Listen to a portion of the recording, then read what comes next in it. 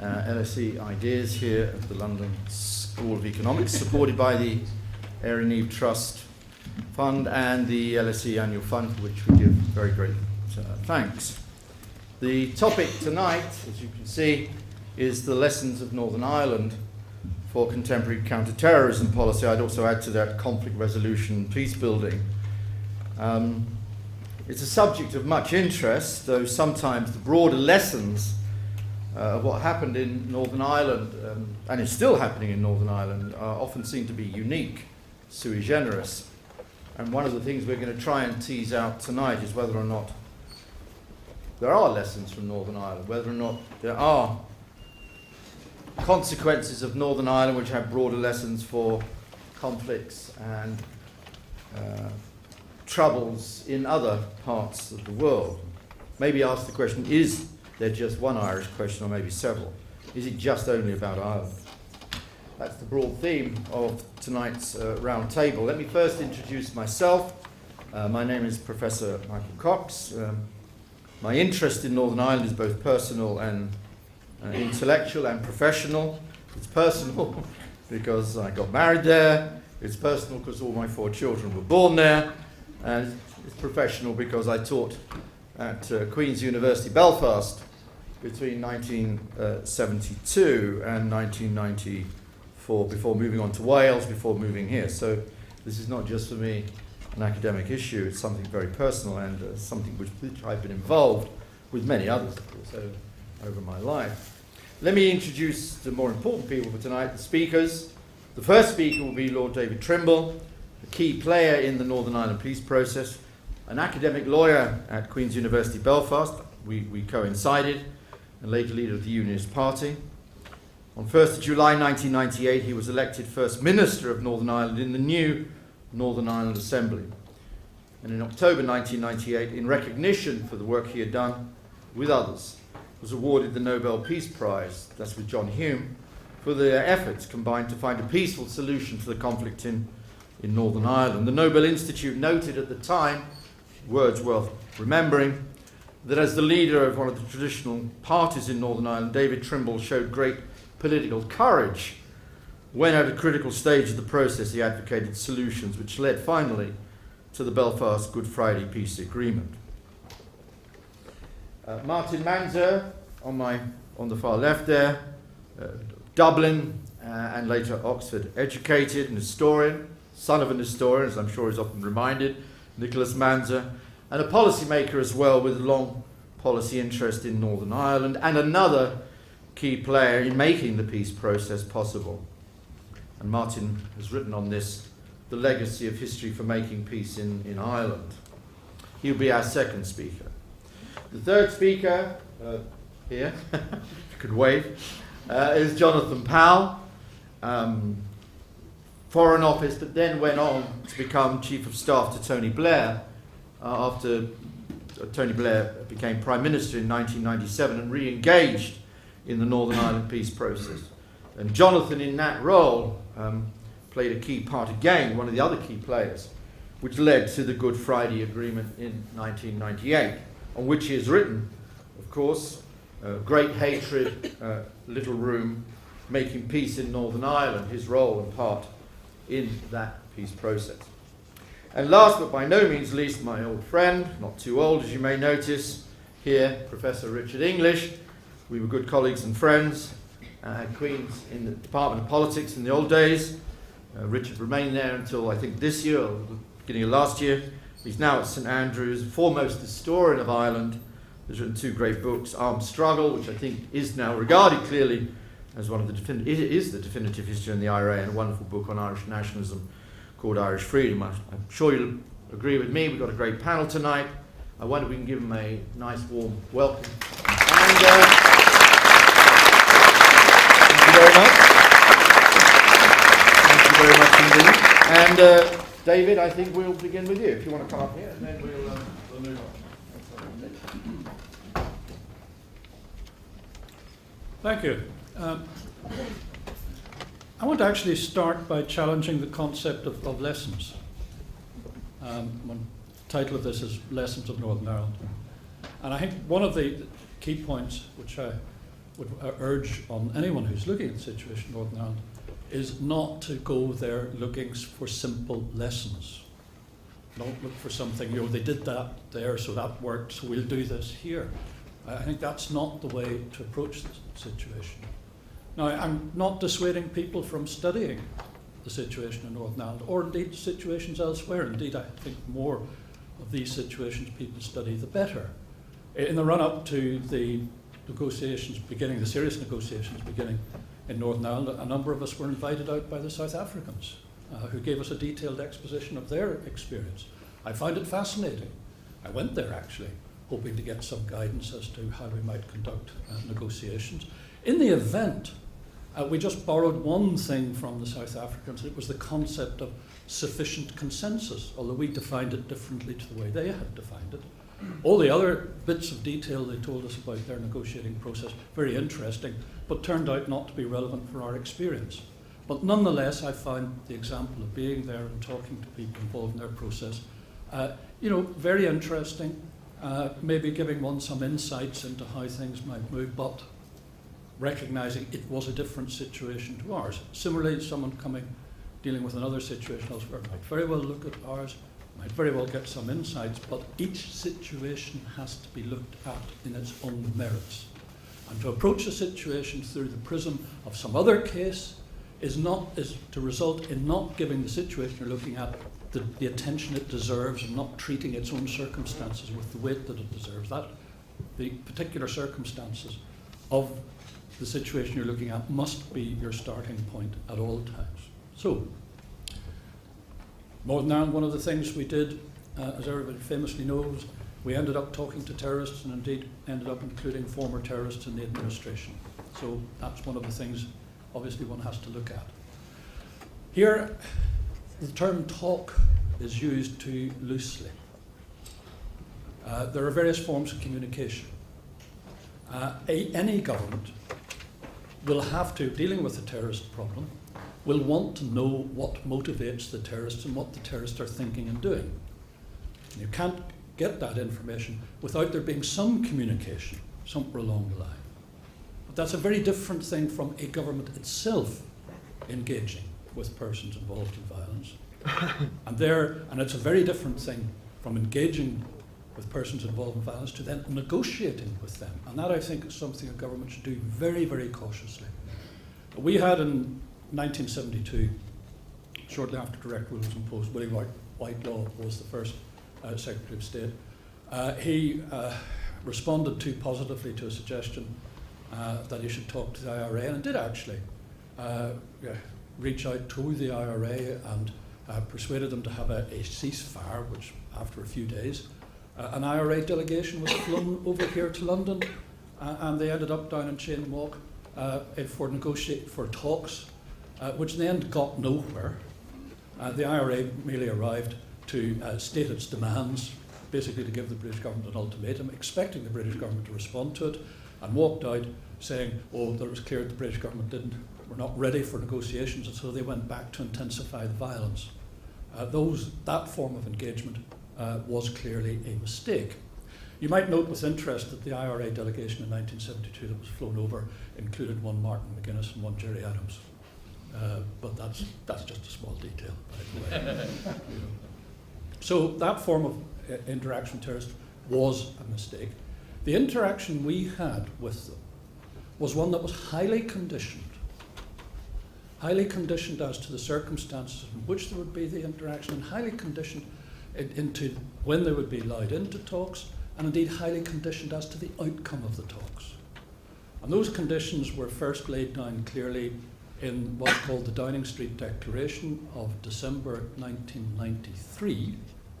And although a lot of the language of the Downing Street Declaration was one designed to make nationalists feel comfortable reading it, when you got down into it and looked at what was there, you saw that clearly enshrined within that was what we call the consent principle. That, in other words, no solution is going to be imposed on Northern Ireland. It's a matter for the people of Northern Ireland to decide. There was also clear requirements in that for a commitment to exclusively peaceful and democratic means. In other words, there had to be a cessation of violence, not a temporary one, but a permanent ending of violence, and a commitment to the democratic process and a willingness to accept the outcome of a negotiation. That's all there in the Downing Street Declaration, and there's quite a bit when you think about that requirement to be committed to exclusively democratic means, and also the acceptance. But at the end of the day, it's for the people of Northern Ireland to decide for them what is what they want in that situation. The structure of the talks, which had been laid down before the Downing Street Declaration in an earlier series of talks, also to some extent preconditioned the outcome of it. At the end of the day, most people who went into those talks had a fairly good idea what were the parameters of the outcome.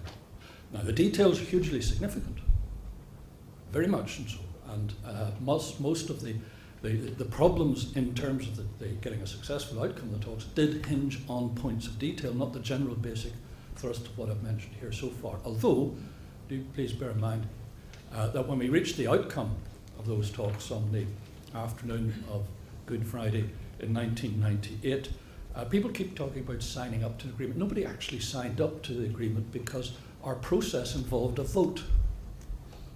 And there was a vote cast in the chamber, and there were rules as to determining whether there was sufficient consensus, so the voting was significant. And all the parties, bar one, voted in favour of the agreement. The party that didn't vote for the agreement was Sinn Féin. Sinn Féin abstained. And most of the problems we had post the agreement in terms of implementation were actually a struggle to get Sinn Féin to accept the agreement and to accept the obligations resting on it and on the Republican movement in the agreement. Now, I don't intend to track through all the detail of that. We have told I was only had 20 minutes, and that's scarcely enough to even scratch the surface on that subject. But we had considerable difficulties post-agreement in getting the Republicans to actually accept the requirement of being committed to exclusively peaceful and democratic means, which involved also getting rid of all the criminality that was associated with the Republican movement.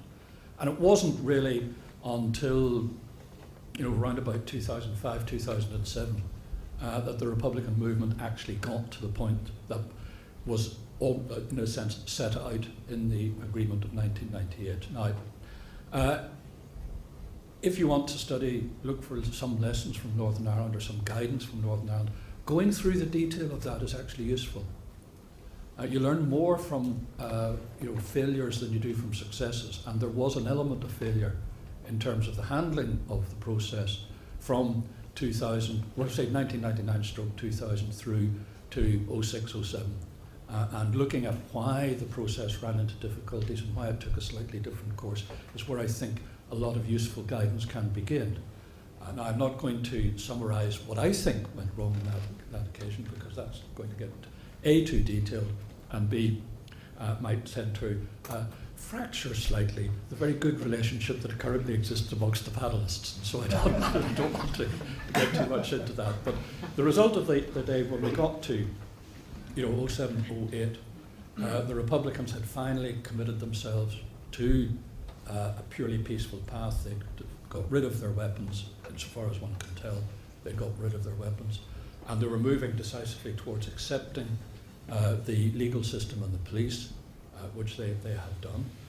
And we now have a situation where we've got local institutions in operation in Northern Ireland, and they're, well, I was going to say that they're working successfully. I think, drop out the last word, they are working.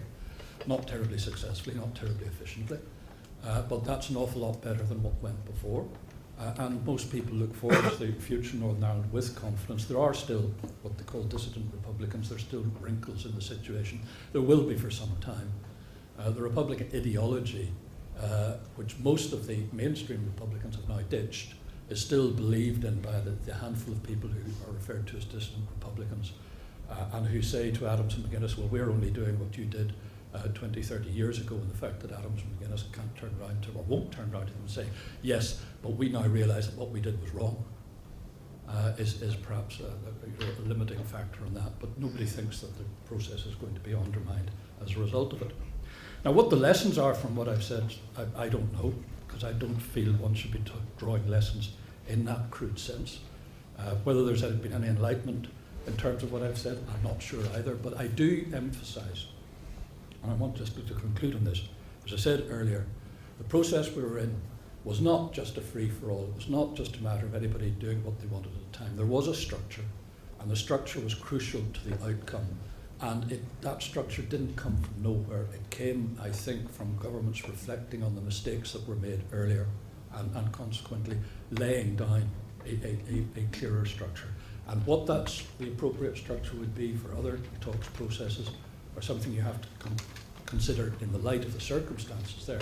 But I think that without a clear structure and without clear objectives being spelled out in a way that, and defensible objective, the right to it, in the sense that the right objectives being clearly set out for people, then, you know.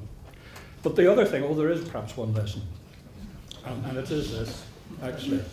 Again, it's reflecting on the failure of the earlier attempts in the Sunningdale Agreement, the Anglo-Irish Agreement, and all the rest of it, compared to success later. And bear in mind that 25 years spans the gap between the first Sunningdale Agreement and the Belfast Agreement. When you got to Sunningdale Agreement, the problem with it was, and I won't go into, there's problems about the detail of that, but leaving that to one side, the underlying problem was, in 1973, probably a very significant number of those involved on the nationalist side, and certainly those involved on the unionist side, still thought in terms of a victory over the other. They weren't thinking in terms of a compromise. When we got to 1998, most people were prepared to accept a compromise. And in the end, even the IRA accepted the compromise. That's the one point I would underline. If you have a situation where people are still trying to achieve outright victory, and if the person seeking outright victory have the capacity then, or sufficient number of power to derail the process, then you're not going to get anywhere. You're only going to get somewhere where people are prepared to accept the existence of the other and to embrace, no matter how reluctantly, the idea of compromise. Thanks very much.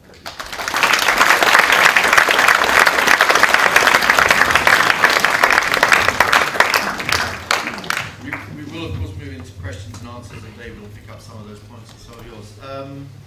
Martin Mansergh. Martin, please.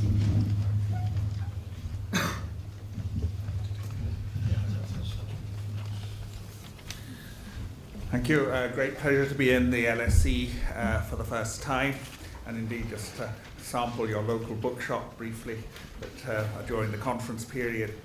I agree with what David has to say about lessons between one situation and the other, but a successful peace process is a good example and an inspiration to other attempts to resolve conflicts in their own way in other parts of the world. And certainly, for example, the Basque Country, parties in the Basque Country were inspired by the Northern Ireland peace process.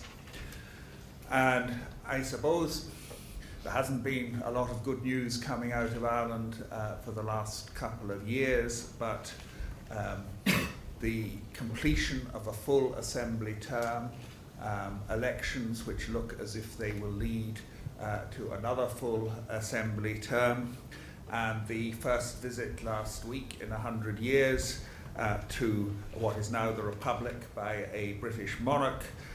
They do represent a consolidation of what has been achieved by the peace process.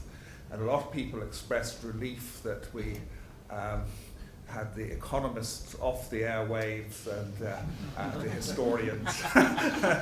the historians came back at least, and we had unremitting, apart from unfortunately the death of Gareth Fitzgerald, unremitting good news last week as opposed to bad ones.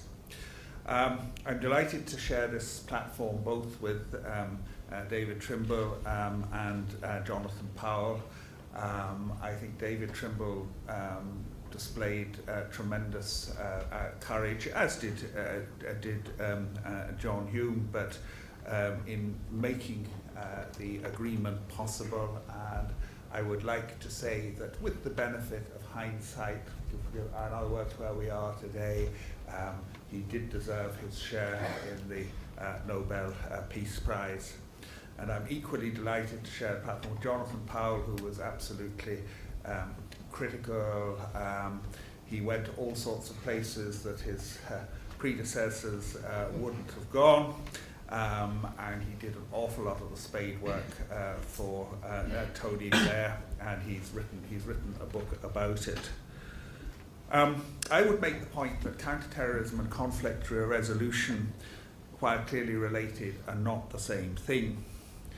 Terrorism was a word used sparingly, if at all, by many Irish governments over the quarter of a century of conflict, not because it implied a strong rejection of the IRA, that was there, but it could have signalled a narrow view of the solutions, more anti-terrorism laws, security force personnel, more ruthless tactics up to and beyond the rule of law.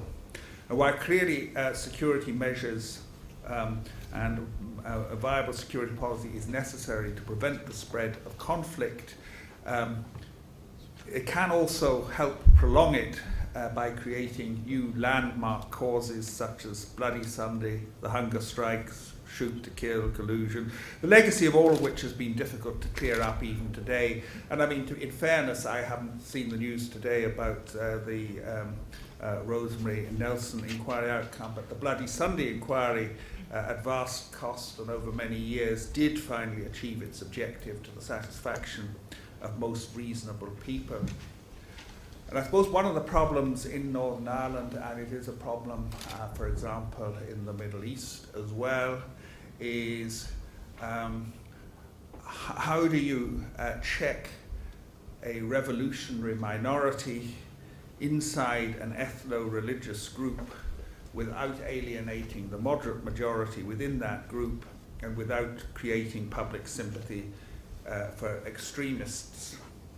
And that's a quotation from History Ireland about the Fenian invasion of Canada in the 1860s, but it applies today. And I suppose the whole purpose of the peace process was to shift from trying to inflict defeat on a section of the population to be isolated, to trying to find a new and far-reaching accommodation for the many legitimate interests. For a long time, for about 20 years, the model was try and bring together into the centre the constitutional, more moderate parties, reach an agreement, and then use that agreement to justify extremely tough security measures to deal with anyone who still carries on violence after that. Now that model did not produce results, and in the late 80s we started to explore going about it the other way, which was to try and create an inclusive process by reaching out, first of all, by very tentative discussions to see was there a way that one could build political ideological bridges which would enable them to embrace a purely political course as opposed to a combined political and paramilitary one. And the Anglo-Irish Agreement was, if you like, the last of the ones that was excluding unionists, but it also excluded Sinn Féin, and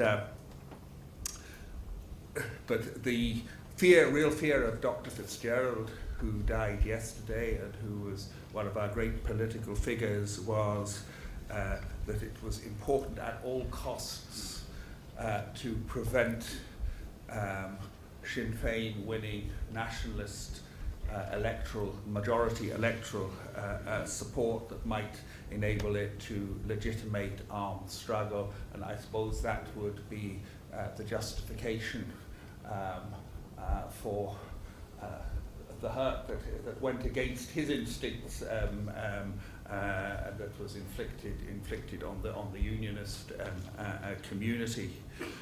Now, I wouldn't certainly take it. This is a matter that's been much debated over the past few years, whether it's always good to talk and always good talk terrorism. I think there are some dangers. For a long time it was orthodoxy in Ireland that you shouldn't do this. It was a stronger orthodoxy actually than it was in Britain.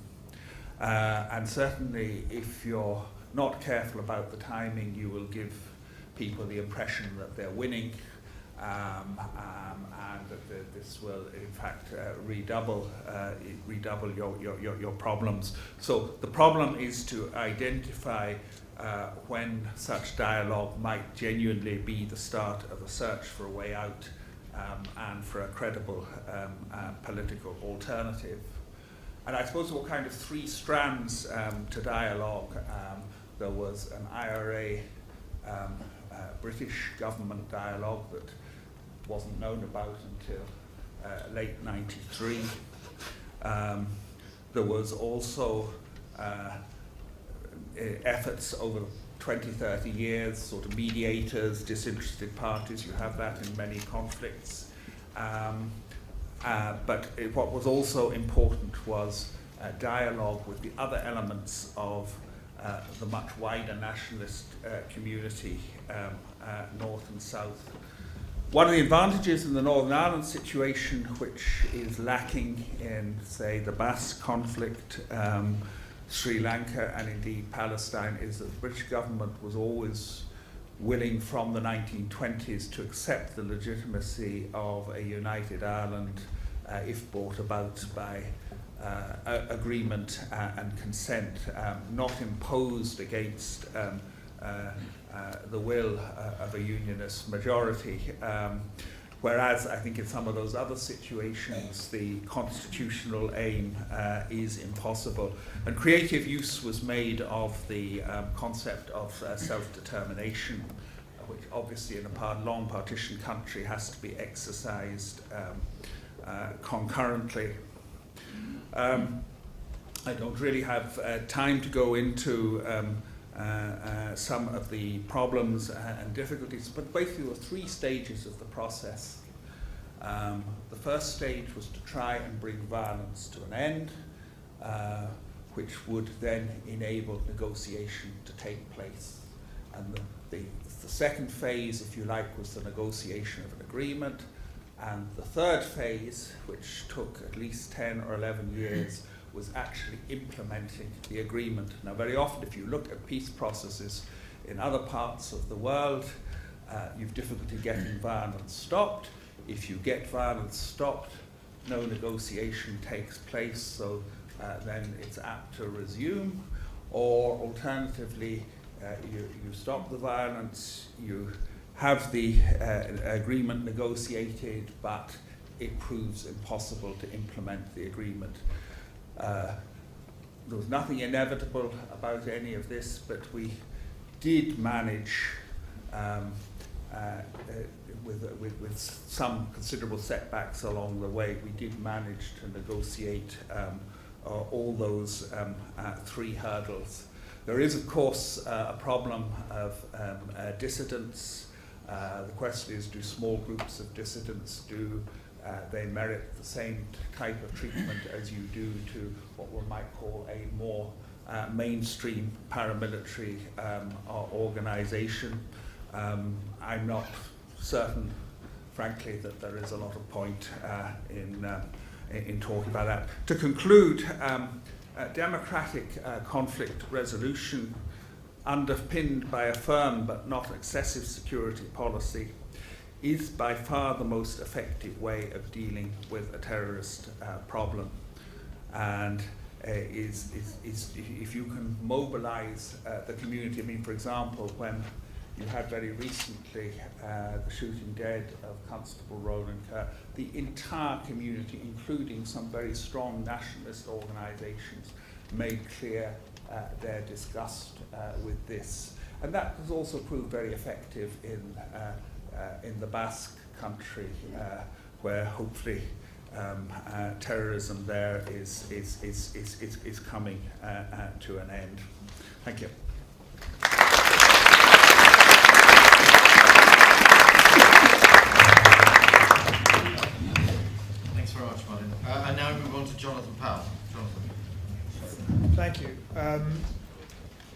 I too will be extremely brief. Let me start by saying what we all agree, which is that Northern Ireland is sui generis. The conflict was sui generis. The solution was sui generis. There is no Northern Ireland model to be exported anywhere else. However, it does seem to me that there is something to be learned from the successes and failures we had in Northern Ireland, and it is worth people involved in conflicts elsewhere looking at Northern Ireland to see what they can learn from those successes and those failures. If nothing else, it enables them to make their own mistakes as opposed to repeating ours. I'm going to just rattle through 10, very quickly, 10 lessons that I think Northern Ireland, you can draw from Northern Ireland, which may or may not apply to some other conflicts, and I will be specific about which conflicts I think they might apply to. Starting with counter-insurgency. The American military have just redone their handbook on counter-insurgency. They've adapted it from a straight military approach to a wider approach. I personally think it actually needs to go wider even than it does. Hugh Ward, who was the Chief Constable in Northern Ireland and was participating with us today, said about 3 or 4 years ago that there is no example in the world of a terrorist conflict being policed out. That if there is in the end a political issue, you'll have to find a political solution to it.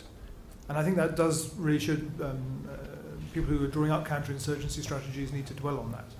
There seem to me to be 3 elements that we had in Northern Ireland and 3 elements that would work elsewhere. The first is clearly the security pressure down. You need to have security pressure down. If not, the insurgents you're dealing with will not give up. They will not go away. Unless their life is uncomfortable, they will carry on until they can win. But equally, unless you address what Mao called the water they swim in, the grievances that they have that make up their cause, in the case of Northern Ireland, it was housing, equality in employment, and so on.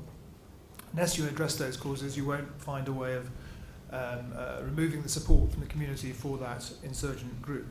And lastly, and most importantly, you need to offer a political way out. In other words, if you simply apply pressure, you will simply consolidate the group you're trying to fight. You won't actually end that group unless you think you can kill each and every member of it. If you just give it a political way out, they won't take that political way out because they're perfectly comfortable doing what they're doing. So you have to have the pressure down and a political way out. That's certainly what we had in Northern Ireland in the end. And I think, for example, in Afghanistan, if you think about it, that's likely to be the only way out in Afghanistan. You have to maintain security pressure, you have to address the water they swim in by dealing with the grievances, but you also need to offer a political way out, and that means talking to the Taliban, at least in my view. The second lesson I would try and draw is that we have always in the past said that we will never talk with terrorists. We've always said that we would not negotiate with evil, in the words of President George W. Bush, that we would defeat it. And yet, if you look at our history, we said that about Menachem Begin and Irgun in Israel, or Palestine as it was then. We said the same about Kenyatta and the Mau Mau. And we said the same about Archbishop Macarius and Yoka. And yet, in all 3 cases, not only do we deal with them, we treated them as statesmen later on. More recently, we've done the same with the PLO and the IRA. So I think there's no reason to assume that we won't be doing exactly the same with Hamas, with the Taliban and Al-Qaeda, because we see them as terrorists now. It does not mean to say we will not necessarily be talking to them or dealing with them at a later date. My third lesson is that, as David says, it's absolutely right to distinguish between establishing a channel and negotiating. The British government had a secret channel to the IRA from 1973 right through to 1993. It was only occasionally used, but it was there and open and usable when they wanted to, for example, in the hunger strike in 1980 or in the ceasefire in 1974. That is different from actually negotiating. And it seems to me that what Northern Ireland suggests to me is there are some conditions that need to be there, some necessary conditions if you're going to be successful at negotiating. And perhaps the most important of those is that both sides accept that they can't win militarily. In the case of Northern Ireland, in about early to mid-1980s, the British Army realised that while they could contain the IRA indefinitely, they could keep security at an acceptable level indefinitely, they were not going to be able to wipe it out, to make it go away altogether by military means. The IRA came to a conclusion somewhat later. I'm not clear exactly when, we were discussing that today, late 80s, very early 90s. It was a generational change in part. Gerry Adams and Martin McGuinness, who joined the movement quite young, were sort of 30s, 40s by then. They could see their young people, their cousins, nephews, nieces, so on, being arrested, getting shot. And the question arises, did they think they could win militarily? Could they drive the Brits out militarily? They realised they couldn't do that. They would never be defeated, they'd never be wiped out by the British, but they weren't going to win militarily, and they started reaching out, looking for a political solution. So it seems to me that is a precondition for successful negotiations. When it doesn't happen, as in, for example, Sri Lanka, where after the ceasefire, both sides thought they could win militarily, the Tamil Tigers and under Prabhu Khan and the Sri Lankan government, both sides went back to war because they thought they could win. It wasn't sufficient consensus to actually get a proper negotiation going. The further condition, it seems to me, is the need to have no sanctuary, to have no place that the terrorists can easily flee to. In Northern Ireland, one of the conditions of success was security cooperation with the government of the Republic of Ireland, being able to ensure the IRA could not just cross the border and come back again and fight. But you see exactly the same thing, for example, in Spain. The Spanish government and the security forces had their success with ETA when they could no longer flee the border to France with impunity. When the French police started cooperating really properly, which has really been since President Sarkozy came into office, that's when they've had their biggest military success. The same is true with the FARC in Colombia. It's when Venezuela cooperates and they don't have safe sanctuary, you can make progress. I go even further than that, of course, in the case of Northern Ireland. It's because we were able to work so closely with the Irish government. And it did really enter a new plane after 1997 with Bertie Ahern and Tony Blair. There'd been cooperation before, but really strong cooperation. For the 10 years they were both in government thereafter, made a huge difference. I think there's a need for political leadership as a sufficient consensus if you're going to make progress in these sort of negotiations. And we were actually blessed in Northern Ireland with remarkable political leadership. I think David Trimble not only deserved his Nobel Peace Prize, he deserves something more if there was a sort of extra star on top of it for actually putting at risk his political party and his own political career to get to peace. I think it was a remarkable thing to do. I think Gerry Adams and Martin McGuinness deserve credit for leading their movement somewhere it never had any intention of going, in a crab-like way over a long period of time. It was real political leadership of a remarkable kind that put their lives at risk as well as everything else. I think Bertie Ahern and Tony Blair likewise, if they hadn't had that drive, if they hadn't used the political momentum of their two election victories, Tony Blair with a massive majority in 97, which he put to work to actually achieve peace in Northern Ireland. If he hadn't spent his political capital on that, if he hadn't had that political victory, it would have been very hard to get to a success. In his book, he accuses me of saying that he had a messiah complex. It was Mo Mowlam said to me that he thought he was effing Jesus. But if he hadn't thought he was effing Jesus, he would have had some trouble getting to the success that he had, because he believed there could be a solution in a way that previous prime ministers hadn't, and he believed he could get there. There's a question in my mind whether without that political leadership you can get to successful conflict resolution negotiations elsewhere. If you look at the Middle East at the moment, the absence of political leadership on both sides of the divide make it very hard to believe you will actually succeed. There's an interesting additional question about whether it's easier to make peace between the extremes, whether it's better to be able to have the DUP and Sinn Féin so no one can outflank them, or better, as we started in Northern Ireland, to try and work with the moderate centre, with the SDLP and the UUP. Is it always going to be the extremes that lead you to peace, or is there a way of getting there from the centre? Another lesson that I conclude is that you do need to have a process. When I went back over the files, the government allowed me to go back over the number 10 files from 1997 to 2007 when I was writing my book. There was one thing above all else that jumped out of the pages at me, and that was the need to have a process. If you have a process, there's some cause for hope, there's some reason to think you might succeed. If there's no process, you have a vacuum, and that vacuum will be filled by violence. Shimon Peres, the president of Israel and the master of the one-liner, summed it up nicely in the case of the Middle East peace process. His point was that everyone knows how the Middle East peace process will conclude. We know what the result will be, but there's no process in place. And he said, the good news is there's light at the end of the tunnel, and the bad news is there's no tunnel. And that's exactly the problem in most peace processes, and certainly it was true in Northern Ireland. If you can have that process, if you can hold on to it, what I call the bicycle theory, if you can keep that process moving forward, do not allow it to fall over, absorb political pain if you have to. But whatever you do, hold on to that and never take no for an answer, then you can get to a success. I think it's important to have a united group that you're negotiating with. Historically, the British government had tried to divide the Republican movement. Every time it had an opportunity, it would go for the split. Gerry Adams and Martin McGuinness persuaded Tony Blair very early on, that first meeting in Downing Street in December 1997, that it would be sensible to try and keep the whole IRA together, to carry as many with them as they could into peace. And although it took a long time, it was very slow, it was very painful to do so, I think that was the right decision. We want to try and avoid making peace many times and just make peace once. Again, I think this has lessons for the Middle East. If you look at Fatah and Hamas, people are saying that the combination of Fatah and Hamas will actually be a difficulty for peace. But if I was an Israeli negotiator, I would want to ensure that you didn't have to make peace twice, make one peace with Fatah and then wait and have to make peace with Hamas later on. It's far more sensible to see some way of making peace with them both at the same time. I think that sometimes people make a mistake in thinking that peace can be an event rather than a process. When you get a breakthrough agreement, people suddenly say that's fantastic and collapse back into relaxation, give up at home being exhausted in the process of getting to the breakthrough agreement.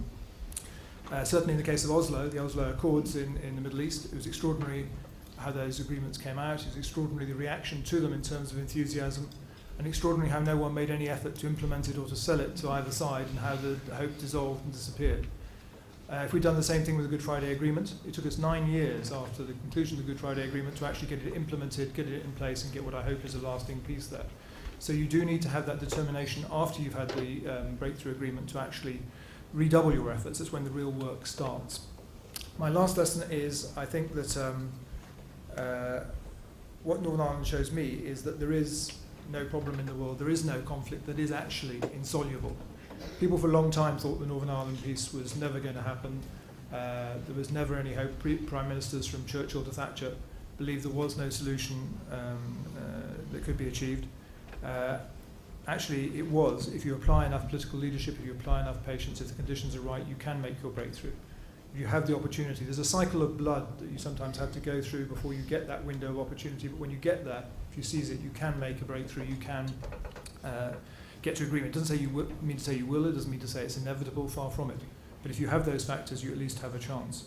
And in many ways, what happened in Northern Ireland was to build on the failures that had gone before, as David was saying.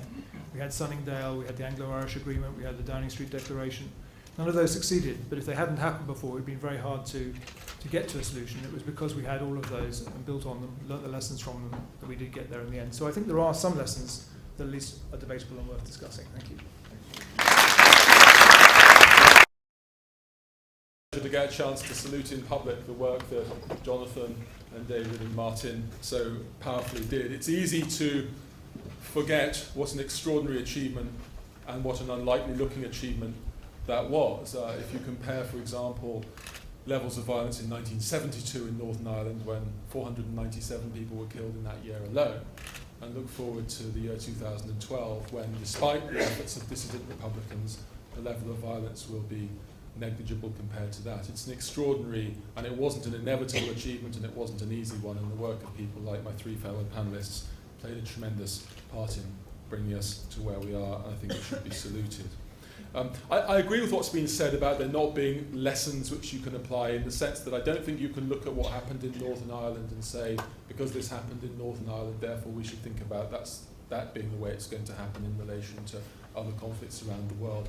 I do think that it's possible to say that if you look at Northern Ireland and synoptically look at other conflicts and other histories of terrorist violence and political violence around the world, there might be some family resemblances between those different conflicts, which mean that you can humbly offer a reading of what historically suggests it makes sense to do, and more importantly perhaps it makes sense not to do when you face a terrorist crisis. A couple of years ago I published a book trying to set out those family resemblances called Terrorism, How to Respond.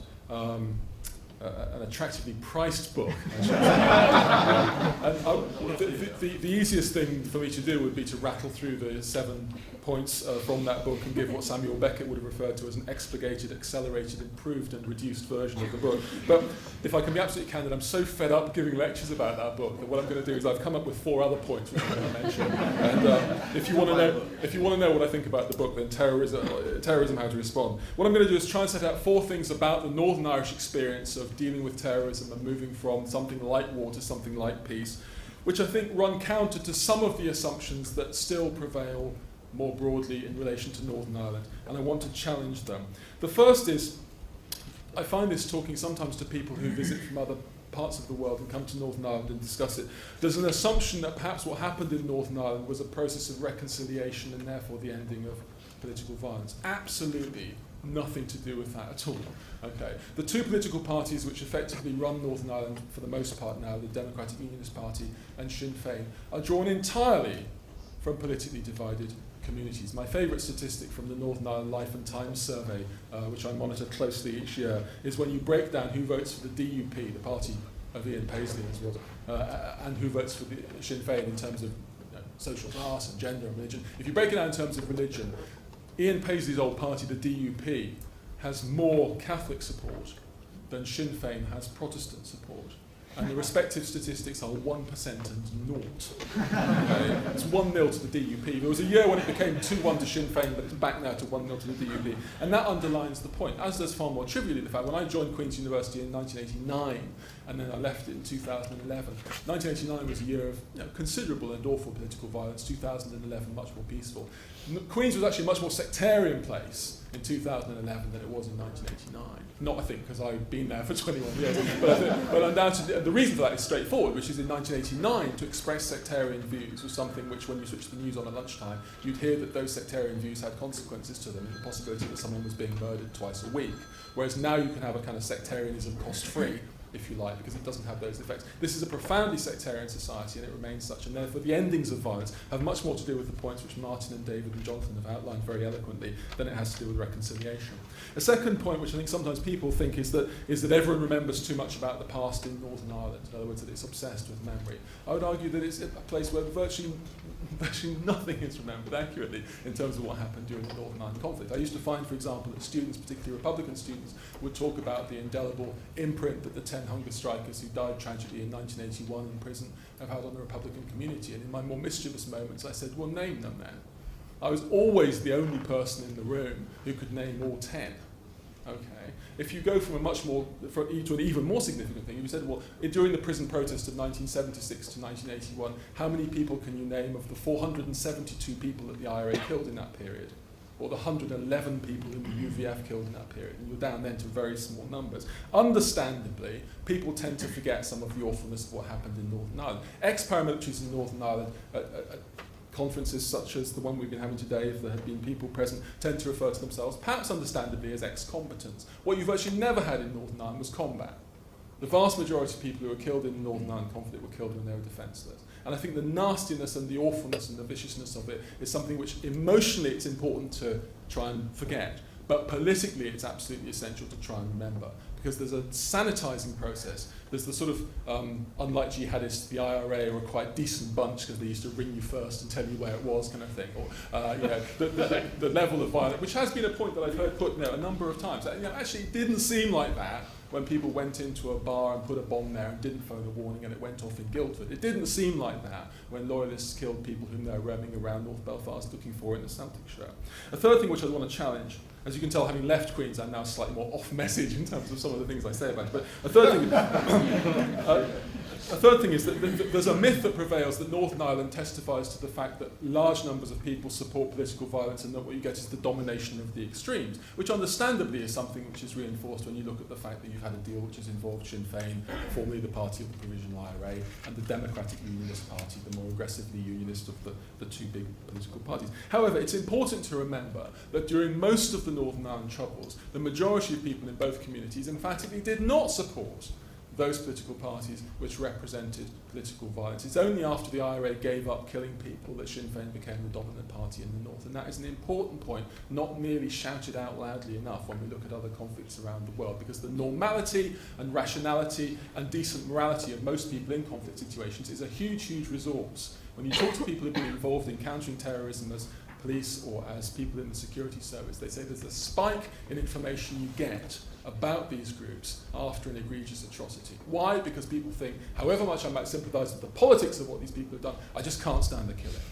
And therefore you'll give information. And that resource is absolutely vital. And it's often lost. It's partly lost because, for example, on the Nationalist Party, the political party which long opposed violence, which during the IRA's war against the British state repeatedly trounced Sinn Féin at elections for the most part, the SDLP, has become politically marginalised in the piece. But it's important to remember the hostility that they had to the violence. Okay. Fourth thing is the big question about does terrorism work? And I think Jonathan touched on this. And again, there's a notion I used to find with students in Queen's when you raised the question of does terrorism work, the standard answer was yes, look at Martin McGuinness. To which your reaction was, well, yes, in some ways, people can have a good war and you can get all sorts of secondary benefits. In terms of the central goals of terrorist organisations, none of the terrorist organisations in the Northern Ireland conflict ended the Northern Ireland conflict on the basis of having got what they were killing people for.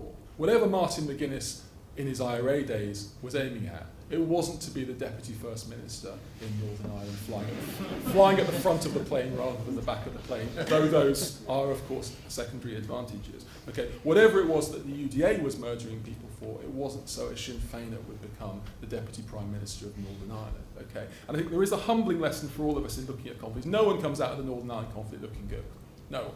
Okay, it's an ugly, ugly specimen. That's an important point to remember when we look at these conflicts. One of the points about it is that I think in addition to the proper honest respect that states have had in terms of Northern Ireland, that citizens and individuals have had, it's also important to recognise, along with the fact that there hasn't been reconciliation, that we tend still to forget and airbrush out some of the nastiness of what people actually did within very short times into the past, that most people didn't support violence. It's also the fact that terrorism, in terms of the achievement of its central goals, is actually not a particularly effective pastime. Audrey Cronin wrote a wonderful book recently, How Terrorism Ends, in which she's analysed over 400 terrorist groups and looked at the degree to which they end their campaigns on the basis of achieving their central goals. It's a very small percentage, and I think that's a crucial lesson as we try and not learn lessons from Northern Ireland, but think about responding to terrorism and political violence and associated conflicts while looking at this transformed episode of political violence in Northern Ireland, which now, thanks partly to the efforts of people like my fellow panellists, has largely and thankfully come to an end. Thanks very much.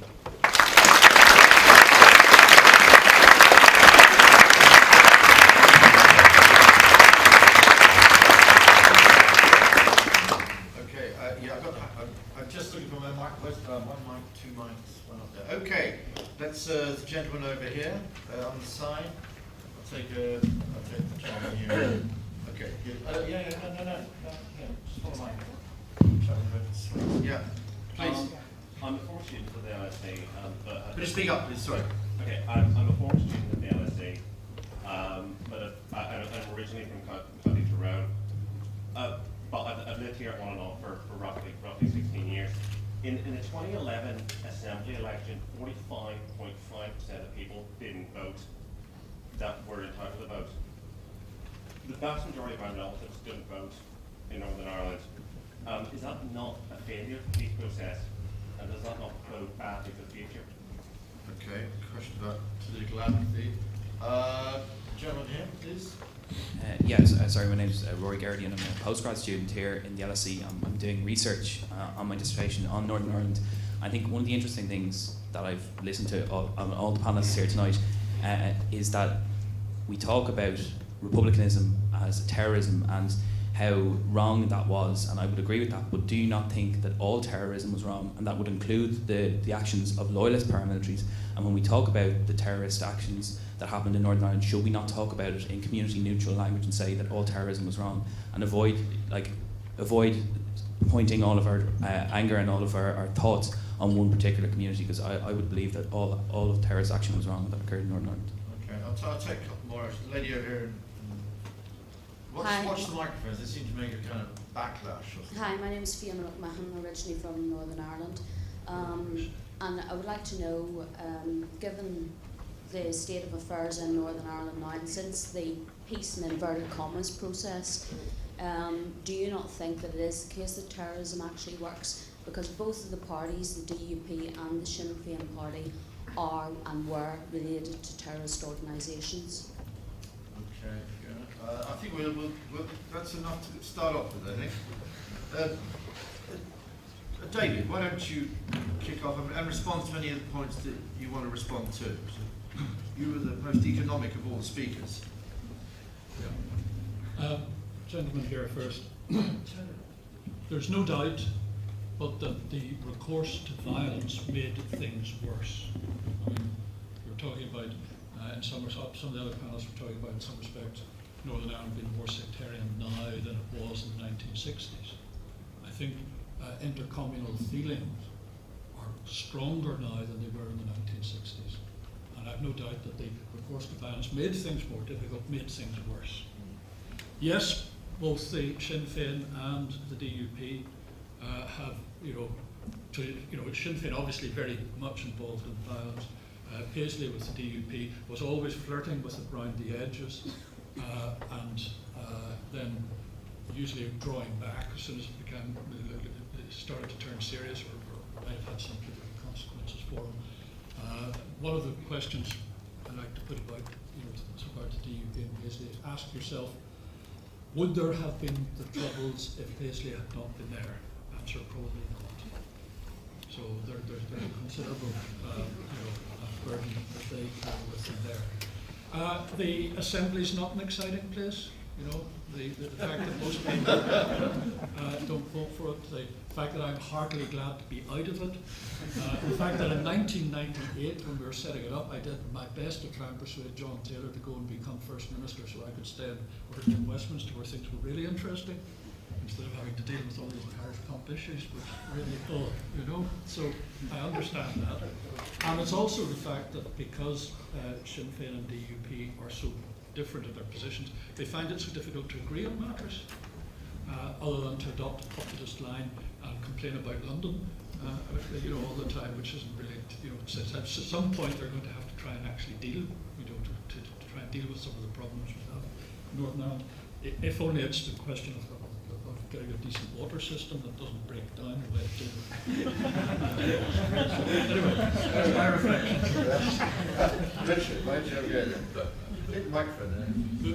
The question about different kinds of terrorism, I absolutely agree with you, and I did refer to the UDA and the UVF. I tend not to single out just one group. I mean, actually the IRA killed far more people than anyone else did in the conflict, which is one reason people talk about them. The other is because their political party, unlike other paramilitary related political parties, have gone into government. It has a different kind of political implication. But I totally agree with you. I mean, I think political murder is political murder and should be condemned, and I absolutely would not want to single out one side. The point about apathy, in some ways apathy is damaging. I think, for example, some political parties who've had a rather benign effect on Northern Irish politics don't always get the vote out in huge numbers, and that's a shame. Having said that, political apathy, in one sense, is my friend is saying it's good. It's a sign that things have gone to a point where they're less urgent, dreadful, awful, and therefore you can kind of ignore them, live with them. In other words, politics has become to some degree more boring, and that's a good thing. I always thought when I moved to Northern Ireland in 1989, if politics became only local and boring, it'd be a much better thing than it simultaneously being local and international because of its awful violence. So I think apathy isn't the worst thing in that respect. I think about the point Fiona made about terrorism working. I mean, yes, Sinn Féin certainly to a degree, as David suggests, the DUP in a more flirtatious rather than full-on way were involved in militant politics. Having said that, the kind of goals they were espousing insofar as they were not the goals that they've now ended up with. I mean, my point there would be that they've ended up ruling, absolutely, that's absolutely true, and but they've not ended up ruling in the kind of way that they're projecting. It's not that there's no benefit. It's not that there's no benefit. Well, I mean, I think we have to look at the record here. It's clear that Martin McGuinness in 1972 or Gerry Adams in 1982 and their comrades in the movement were aiming for something very different from that which they've got. Now, they still maintain that you can get it in the future, and that's what they want to do. I think that's unlikely, but I mean, I think what they've got is some. I'm not saying there's no effect of terrorism. I'm saying that the central goals are ones which I'm sceptical about being achieved in most cases. I think one should say very firmly that Sinn Féin only started to get serious votes when it distanced itself from violence. And they're in the Assembly and in the Executive where they are because they have got the votes. Violence didn't get them into the Assembly, votes got them into the Assembly, and votes have got them into the administration. Yeah. Martin, do you want a quick one? Yeah, I mean, Republican politics, going back to the 1920s, was always more popular than Republican violence. Now, in a lot of elections, bar voting is compulsory, as in Belgium, you can get quite substantial numbers of people staying at home. This was the first election in Northern Ireland which didn't really revolve deeply about constitutional issues. It was about bread and butter issues. But in some ways, if politics has become boring, well, it's a lot better than the constant funerals of 20 years ago. Yeah, I hope you didn't take my view about apathy sympathy being good. When I went to Northern Ireland, I couldn't believe the turnout, well up to 70%, and in some parts of Northern Ireland they voted twice, just to show their great enthusiasm. So there we go. Gentleman up here and the gentleman here. Thank you. My name is Asoko Obesekera. I'm a comparative politics master student here at the LSE. I want to ask a quick question of the panel about the contribution of third parties in the peace process, principally between the Downing Street Declaration and the Good Friday Agreement being signed. And I speak specifically about the contribution of Senator George Mitchell. And as a Sri Lankan, I've seen the failure of Norway as a third party. And so, thank you. Great question, yeah. Conor Gearty, LSE. A couple of questions, one for Jonathan Powell and one for Lord Trimble. Jonathan, you went through a number of people you thought were central and Nobel Prize star for David, but you didn't mention John Hewman. I just wondered whether that was just an accident, and if it was an accident, whether now's the time to rectify it. Okay. And on Lord Trimble, very quickly, you've done some work recently, David, in Israel. People mightn't be fully familiar with what that work was, inquiry, and whether you have any, and took the opportunity to give any advice to the Israeli government as to whether there are any lessons that might be brought to their attention with regard to what they call their terrorism problem. Okay. I'll take one. There's a lady here. I'll just take this lady's question. Never come back. I'll go back. Okay. Please. My name is Maya Trajkovska. I'm a former student at the LSE. I also come from Macedonia, where we have a similar agreement called the Ohrid Framework Agreement, and I've been following the two processes. But my question is not related to that comparison. It's a question for Jonathan Powell. I'm interested whether the current British government is looking into the possibility of negotiations with Islamist terrorists here in the UK, whether you think we have a vacuum, a lack of tunnel. Thanks. Thank you. We call that a Macedonian question. an open-ended one. Third parties in peace process. Why didn't you mention John here? David, Israel, Islamists. When do I start? Martin? Well, if the question is directed at me, I did mention John Hume.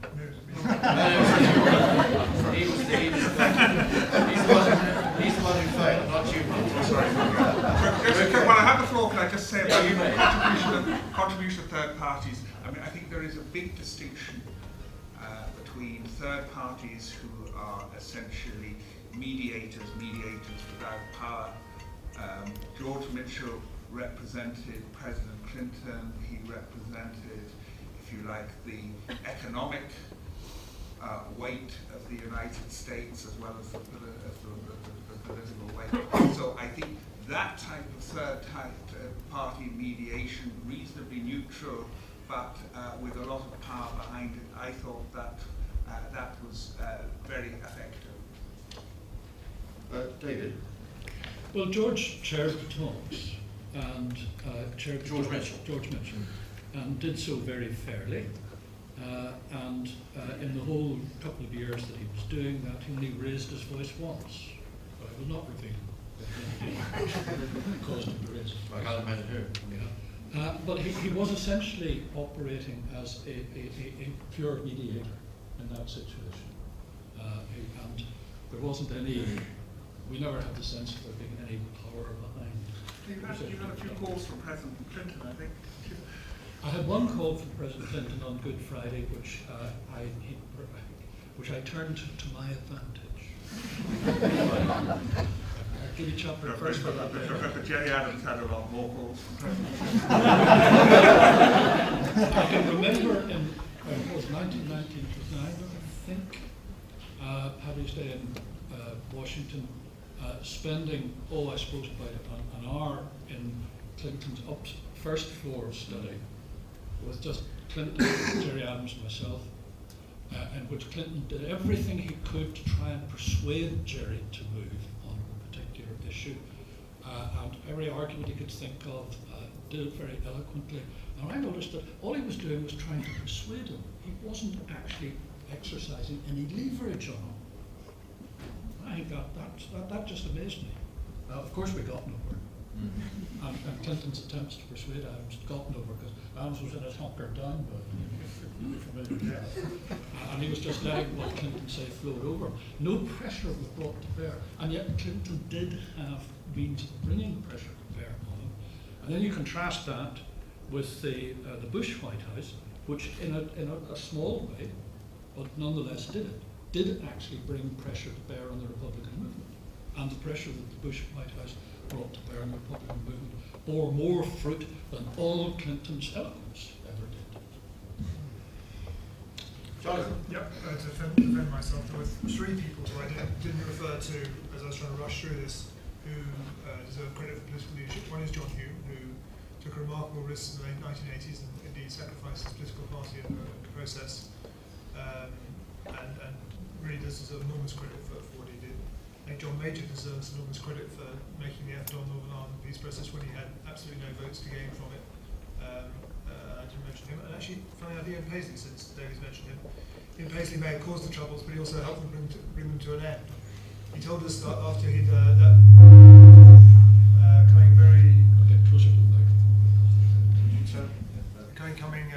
coming quite close to death in 2004, he wanted to come back as Dr. Yes rather than Dr. No.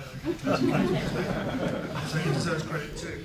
In terms of third parties, I think there are three different sorts of third parties. There's what you call a weak facilitator, which is a role that George Mitchell played in the peace process, where he couldn't really do anything other than take the lowest common denominator given to him. There's a strong facilitator, which is a role that the British and Irish governments essentially played between the parties in Northern Ireland when they said they had no selfish strategic or economic interest. They then tried to play the role of facilitator, but they could change things on the ground. They could change things in security terms or economic terms. That is the role the US plays in the Middle East as a strong facilitator. It can change things if it wants to, if it chooses to use its muscle. I think you're a bit harsh on, the third type, which is the guarantor, which we had with the IMC, the International Monitoring Commission, the Independent Monitoring Commission, and the IICD, the International Independent Decommissioning Commission in Northern Ireland. These were international bodies that had a guaranteeing role, that acted as a referee, if you want, and had real power. I think you're a bit harsh on the Norwegians. It wasn't their fault that the Sri Lankan peace process collapsed. It was because Prabhakar was a lunatic, and the Sri Lankan government thought that it could win militarily. That's what caused it to, which it has done for the moment, but there's a longer story to that one to run, I suspect. In terms of Islamic terrorists in the UK, making this distinction between talking and negotiating, I think talking is not a gift that you sort of give to someone or don't give to someone, in my view. I think that's not the way you should think about it. The person who refuses to talk is always the person in the wrong. I wouldn't try and negotiate, for example, with Al-Qaeda, but I do see the sense of talking to Al-Qaeda, having some channel to communicate, at least with the branches of Al-Qaeda in Somalia or in the Sahel or in Yemen, at least have some means of communicating with them. And the same, I would say, would be true of the dissident Republicans in Northern Ireland. There's no point in negotiating with them, but communicating with them makes sense. The same would apply if there was any sort of organised group of Islamic terrorists in the United Kingdom, but I don't see such a group, so I don't see even how you could talk to them. Can I just add a little footnote, thinking of the Islamists and all the rest of it? When you've got a situation like this, there's an intellectual battle, there's an ideological battle, and that has to be won by the government. Otherwise, nothing else is going to flow from it. And I think with regard to Islamists in Britain, the previous government got its prevent strategy wrong, and thinking that the problem was purely violent extremists and that they should reach out to non-violent extremists. I don't think you should reach out to non-violent extremists without challenging the ideology. And that at this present time, it's a matter of challenging that ideology.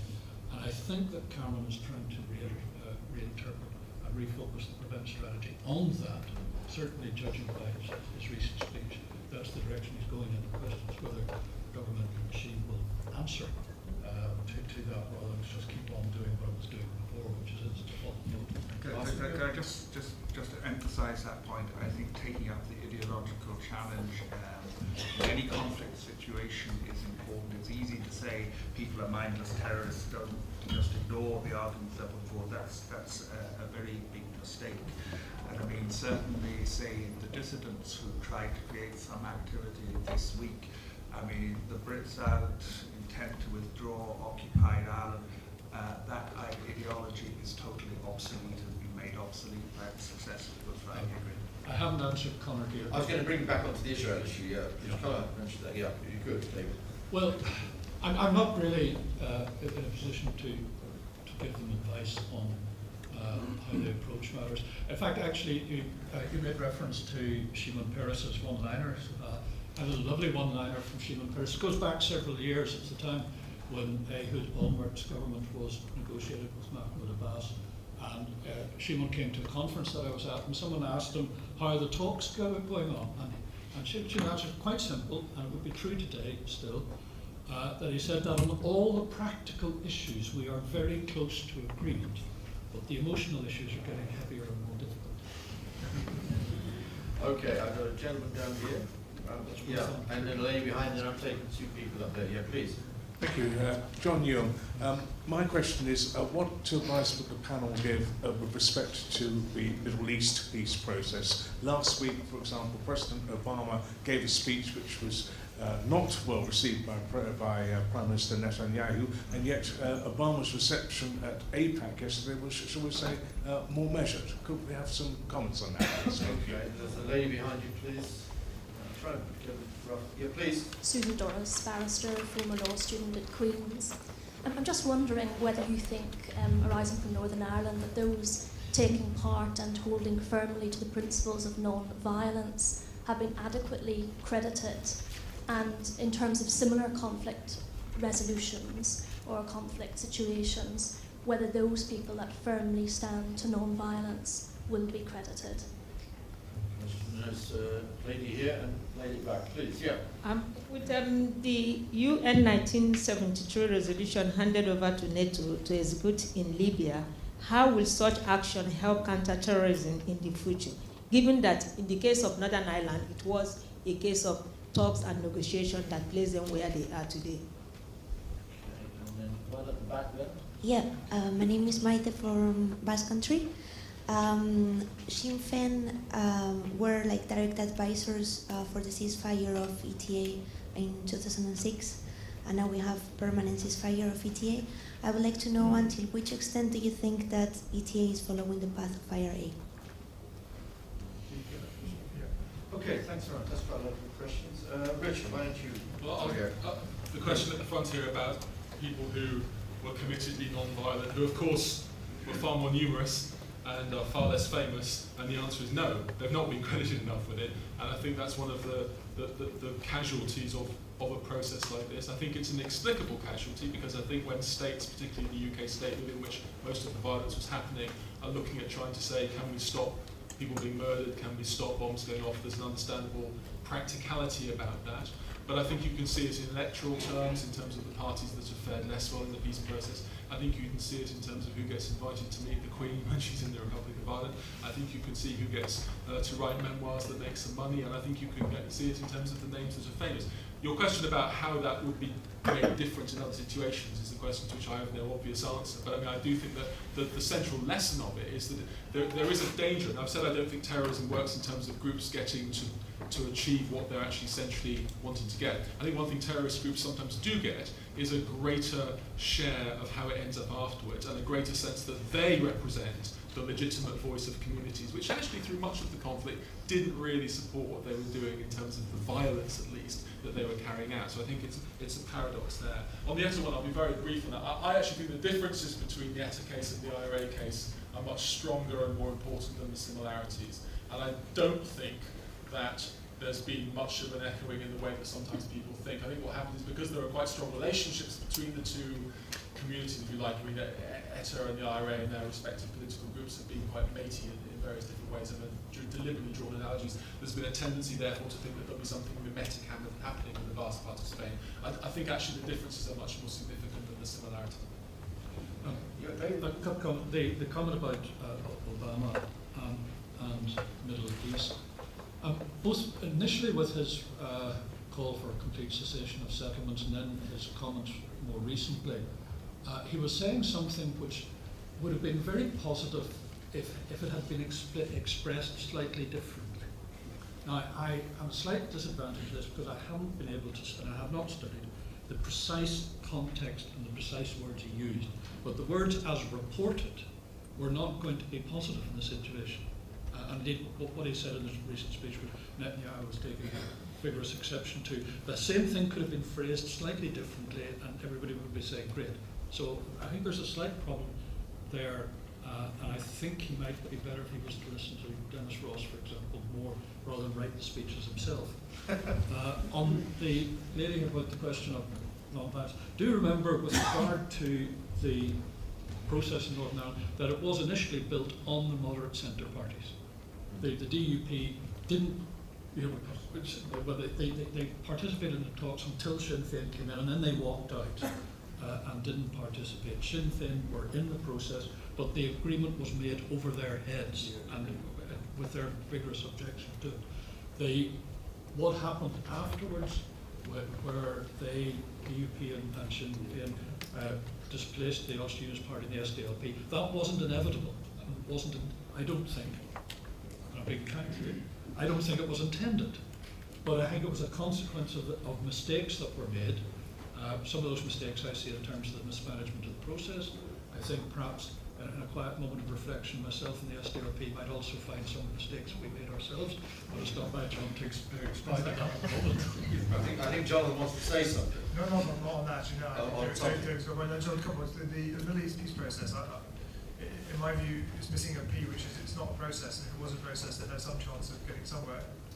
If they're going to get into a process, they'd be better off to avoid preconditions, which is a lesson I think we learned from Northern Ireland, that preconditions can be very dangerous. Some preconditions, like a ceasefire, make absolute sense. Others don't. And if you set a precondition like ending settlements, or if you have a precondition like demanding Hamas recognise Israel at the beginning of the process rather than the end, you're not going to get a process going. So I think there's no chance that they will do so. It may be that we're a period of cycle, as I say, where the preconditions simply aren't there for a successful peace negotiation, so you won't get anywhere. On the Basque question, I'm not sure I would agree with Richard. I think there are some interesting parallels there. Most interestingly, yesterday, when Bildu, the party representing the Basque, well, basically it's Batasuna by another name, came second. It beat the PSE and it beat the PP into third and fourth places. Rather extraordinary results. So if the party gives up violence in the way that Batasuna effectively has done, then it can succeed in the way that Sinn Féin did in Northern Ireland, not if it carries on with violence. So I hope it does follow the route of the IRA. I didn't understand the Libyan question. There's quite a lot. We'll come back. There's a lady here with who else has got the microphone over here? The lady there and the gentleman back there. Yeah, please. My question is Maggie Byrne. I worked on human rights in Northern Ireland for a very long time, and I actually think Northern Ireland learned a lot from elsewhere and has got a lot to offer out to other jurisdictions. Just a sort of in passing question to the chair and to the organisers, whether you tried and failed to get any women to the panel, or you just didn't try. And it's a very obvious panel. And then, in a sense, a question to the moderate centre that I think Lord Trimble has been trying to present this evening. I looked up, because Rosemary Nelson's inquiry has reported today, and I certainly haven't read the 500 pages yet, I'm sure you haven't. But I looked up that you, a few years ago in Parliament, you said that you look forward, didn't much approve of public inquiries, but you thought it would be quite useful if they uncovered the truth about her links to terrorism. So I wondered what you think about what should happen to the rogue RUC and security people who, according to the inquiry, legitimised her as a target for loyalist terrorism. I haven't seen the report, and I'm completely blind with regard to the report. So you're suggesting something which the report has said, I can't comment on that. I don't know. I haven't seen that. I'll be interested to see that. I've just sort of be very careful about how the moderate centre sometimes legitimises attacks on human rights defence lawyers. And I just think, particularly in the absence of a woman on the panel, I wanted to make reference to her today. Thank you. We did actually talk about that case today in the seminar. Gentleman over here, please. James Longman, I'm a political conflict postgrad here at LSE. Thank you very much for your respective talks. I was just going to ask, given the problems that you explained exist currently in Northern Ireland, what do you think the prospects for this social cohesion plan are, given and sort of being able to embrace the multiple identities that exist in Northern Ireland rather than overcoming them, as I think is the case?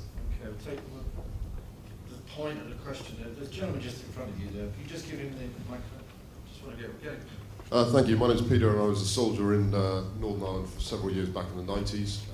Actually, my interest here is more going back to what Mr. Powell said about who you talk to and how you talk to them.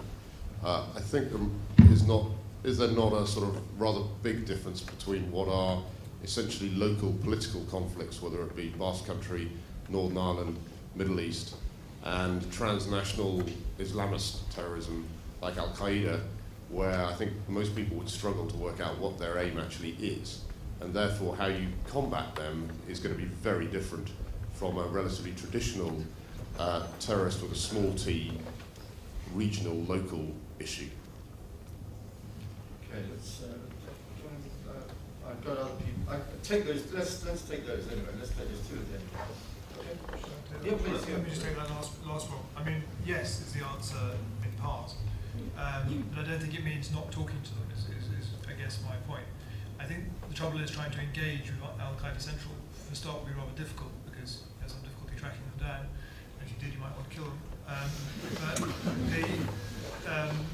But more than that, what would you actually talk to them about? Which is why I mentioned the franchises. But I think the interesting thing about Al-Qaeda is the way that it's developing into a series of different groups, from Abu Saif in the Philippines to Al-Shabaab in Somalia, and Al-Qaeda in Yemen and so on.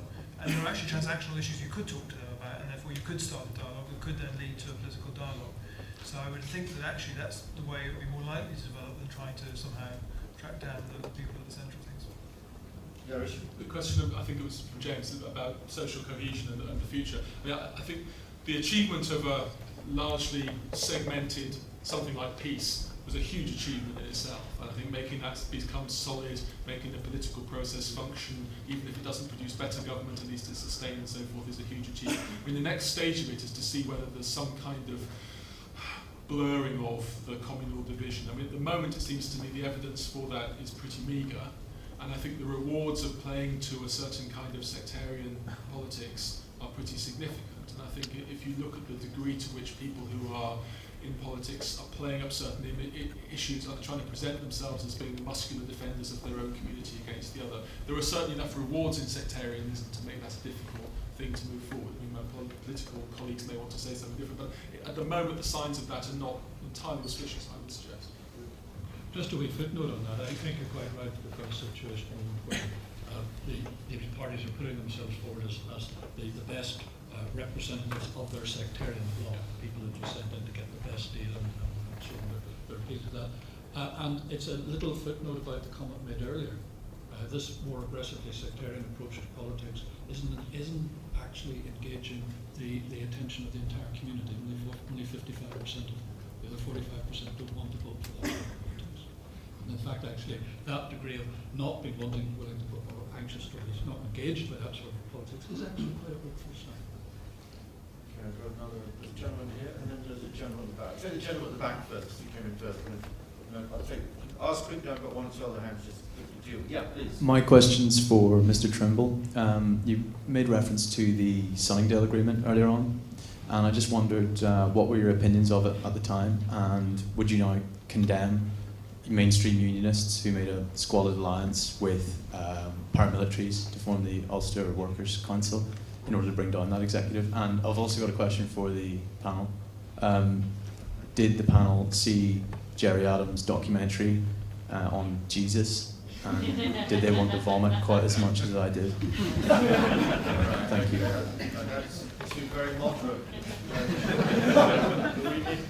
And there was a gentleman here. And you can bring the mic forward to this lady here. And that'll be the last question, I think. Yeah. Gentleman here, then lady here. Good evening. I'm from the north of England, which seems to be the source of a large number of the Islamist extremists that we've been talking about. Coincidentally, it also happens to be quite a deprived, relatively quite a deprived area. I haven't heard anything from the panel in depth about, well, as much as we can get, about whether there is a link between this sort of economic deprivation and sort of, extremism. I mean, some of the terrorists that have already been tried or that have perished in terrorist attacks have actually been middle class, but all around them there's been a lot of squalor and poverty. So I was just wondering if there's a narrative linked to that. Okay, yes, I'd just like to ask the panel how you can have a statement from the panel saying that the Good Friday Agreement was negotiated over the heads of Sinn Féin and with vigorous opposition from them.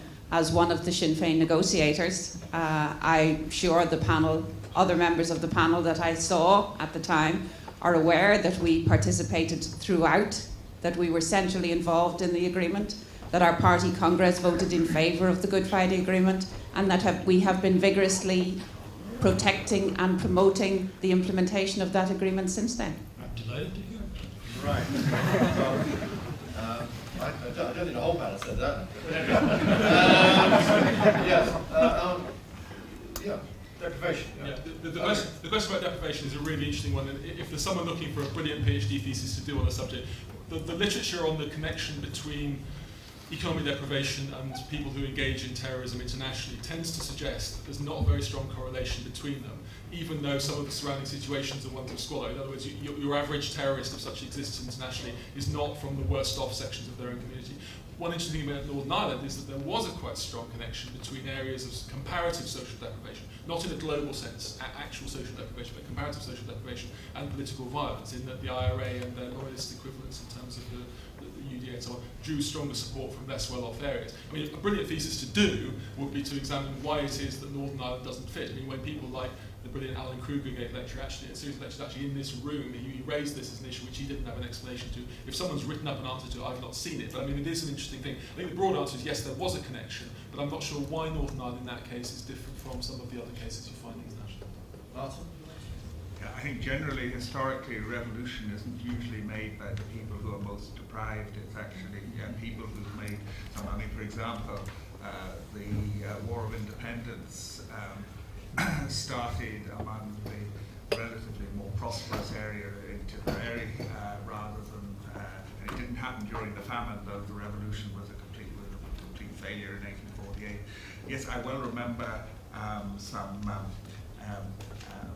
polite but lengthy sessions with Barbara de Brood about Articles 2 and 3 and how they might be revised, and indeed Sinn Féin was involved in the negotiation up to one of my abiding memories, and I'm afraid it's not one of my happier memories, is a meeting between Bertie Ahern, Mo Molam, myself, Jerry Adams, Martin Guinness, 2 sessions of 2 hours each, on the eve of Good Friday, going through about 78 different points, but certainly you were fully engaged, no question about that.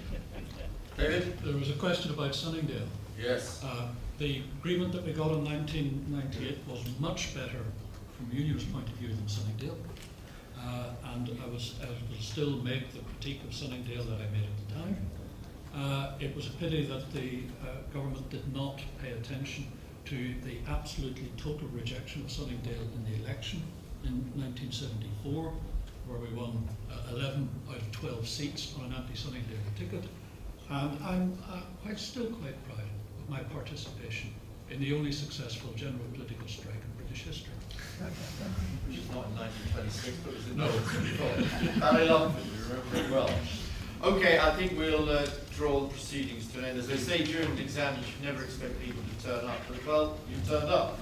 Nearly 200 people to reflect and think about Northern Ireland, a place I'm extraordinarily fond of still miss enormously, and where I taught for over 22 years, 22 best years of my life, to be perfectly honest. And it's wonderful for me and many others like us who have engaged both academically in our own different ways in the Irish question to, in a way, bring it here so that you guys can understand what we're talking about.